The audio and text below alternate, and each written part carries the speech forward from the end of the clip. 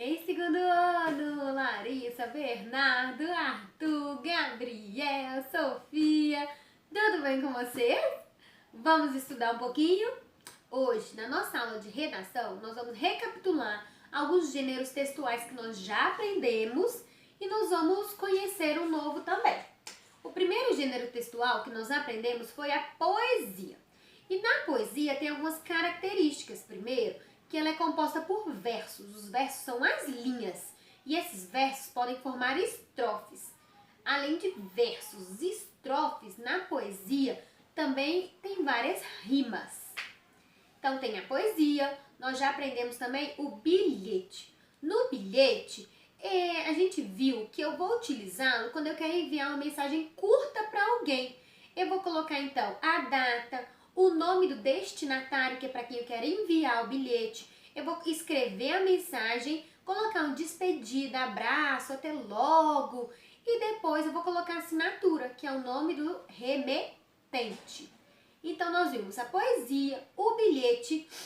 E ontem vocês já começaram a ver um pouquinho sobre o conto, lendo um texto do livro Um Pônei Chamado Cavalo, na aula de português. Quem quiser acompanhar comigo, pode acompanhar na página 36 e 37 da apostila, tá bom? Relembrarem o texto. Um pônei chamado Cavalo. Era uma vez um menino que tinha o mesmo nome do pai, igualzinho, só que o nome dele inteiro terminava com filho. Fulano, Beltrano de tal, filho. E o pai era só fulano, Beltrano de tal.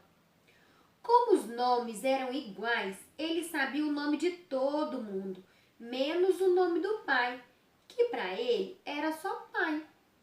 E isso era tão engraçado que o pai também, porque tinha o mesmo nome do filho, o chamava sempre de filho. E para complicar ainda mais, eles eram muito parecidos. A cara de um, focinho do outro, como se diz. Andavam do mesmo modo, dormiam do mesmo modo, faziam as mesmas caretas. Até televisão eles viam do mesmo jeito.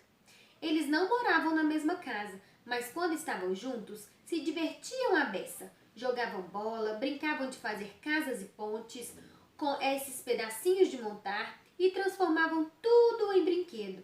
Virava uma cadeira dessas de rodinha de cabeça para baixo e ela se transformava em um timão para eles pilotarem o navio.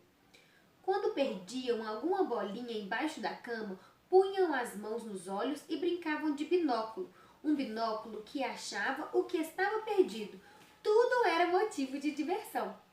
Até que um dia, o fulano pai levou o fulano filho à fazenda para andar a cavalo. Mas quando chegaram lá, que surpresa!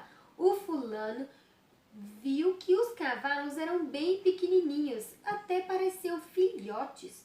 O pai explicou então que esses cavalos pequenininhos eram chamados pôneis, um tipo de cavalo que é sempre pequeno.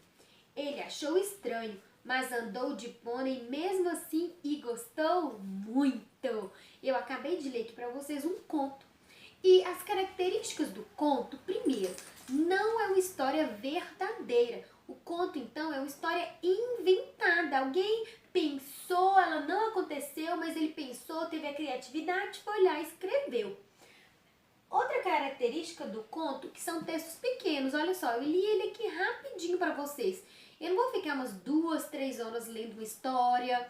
Esse texto pequeno, ele contou aqui sobre 2 personagens somente, porque tem poucos personagens do conto e é num espaço e tempo limitado da história. Contou-lhe sobre o menino, olha ali o tempo, contou sobre o menino e depois eles na fazenda. Não teve uma história na cozinha, não conta que ele trocou de roupa para sair para a fazenda, não conta tantos detalhes esse texto, não conta que horas que ele voltou, quando, o que ele fez depois com o pai.